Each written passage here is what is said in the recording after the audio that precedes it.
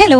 അപ്പൊ ഇന്ന് ഞാനുള്ളത് ഒരുപാട് വീരകഥകൾ ഉറങ്ങുന്ന പാലക്കാടിന്റെ ഹൃദയഭാഗത്തായി സ്ഥിതി ചെയ്യുന്ന നമ്മുടെ സ്വന്തം പാലക്കാട് കോട്ടയിലാണ് കേട്ടോ. ടിപ്പു സുൽത്താന്റെ അച്ഛനായിട്ടുള്ള ഹൈദരാലി രാജാവാണ് കേട്ടോ ഈ കോട്ട പണി കഴിപ്പിച്ചത്. പിന്നീട് ബ്രിട്ടീഷുകാർ പിടിച്ചടക്കി ഇതിൽ മാറ്റം വരുത്തിയെന്നൊക്കെയാണ് പറയപ്പെടുന്നത്. എന്തായാലും പുരാവസ്തു വകുപ്പ് സംരക്ഷിച്ചു വരുന്ന അതിമനോഹരമായ കോട്ടകളിലൊന്നാണ് പാലക്കാടൻ കോട്ട. ഇന്ന് ഞാൻ വന്നിട്ടുള്ള കോട്ട കാണാനല്ല കേട്ടോ. കോട്ടയ്ക്കുള്ളിൽ ഒരു ചെറിയ ഹനുമാൻ ക്ഷേത്രം ഉണ്ട്, അവിടെ തൊഴുകാൻ വേണ്ടിയിട്ടാണ്. രാമായണ മാസം കഴിയാറായതുകൊണ്ട് ഇവിടെ നല്ല തിരക്കുണ്ടായിരുന്നു. ഈ ക്യൂ മൊത്തം അമ്പലത്തിൽ തൊഴാനുള്ളതാണ് കേട്ടോ. അങ്ങനെ ഏറെ നേരത്തെ കാത്തിരിപ്പിനൊടുവിൽ തൊഴുത് പ്രസാദവും വാങ്ങിയിറങ്ങി. കിഴക്കോട്ട് ദർശനം നൽകുന്ന ഹനുമാൻ സ്വാമിയുടെ ചെറിയ വിഗ്രഹമാണ് ഈ ക്ഷേത്രത്തിലുള്ളത്.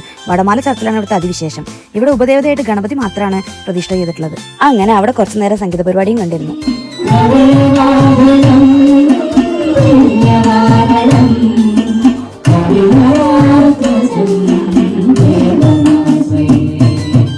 രാമായണ മാസവും ശ്രീരാമനവമിയാണ് കേട്ടോ ഇവിടുത്തെ മെയിൻ സെലിബ്രേഷൻസ്. കൂടാതെ മറ്റു ദിവസങ്ങൾ രാവിലെ 5 മുതൽ 9 വരെയും വൈകുന്നേരം 4 to 7 വരെയാണ് കേട്ടോ ഇവിടുത്തെ ദർശന സമയം. ഏകദേശം ഉച്ചയോടെ അവിടെ നിന്ന് ഇറങ്ങാൻ നോക്കിയപ്പോഴും ഒരുപാട് ഭക്തർ വന്നുകൊണ്ടിരിക്കുന്നുണ്ട് കേട്ടോ.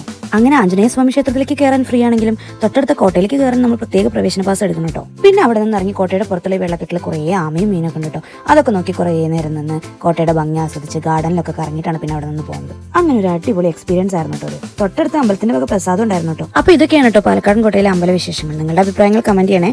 അപ്പൊ ബൈ.